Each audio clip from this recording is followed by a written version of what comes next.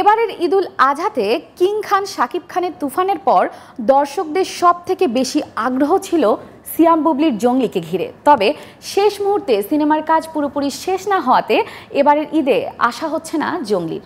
অন্যদিকে জঙ্গলি না আসলেও পুরোপুরি প্রস্তুত হয়েছে রাশিদ পলাশের ময়ূরাক্ষী সিনেমাটি। বিস্তারিত থাকছে এবারের সেগমেন্টে। ঈদুল আজহাকে কেন্দ্র করে বেশ দ্রুতই এগিয়ে গিয়েছিল সিয়াম বুবলির জঙ্গলি সিনেমাটি। শুটিংয়ের প্রায় ৯০% কাজ হয়ে গিয়েছিল। সে উপলক্ষে গত ২৯ মার্চ সিনেমাটির প্রথম ঝলকে নায়ক সিয়াম আহমেদের ছবি প্রকাশ করে মুক্তির ঘোষণা দেয় তারা।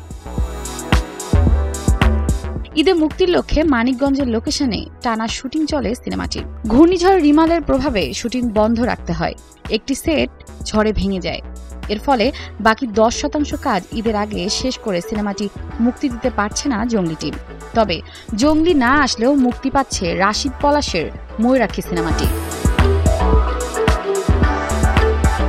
এরই মধ্যে সোশ্যাল মিডিয়ায় মুক্তি পেয়েছে সিনেমাটির টিজার ও একটি গান।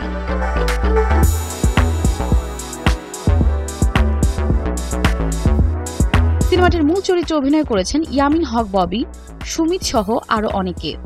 সব মিলিয়ে ঈদে এবার ৩টি সিনেমা মুক্তির সম্ভাবনা রয়েছে।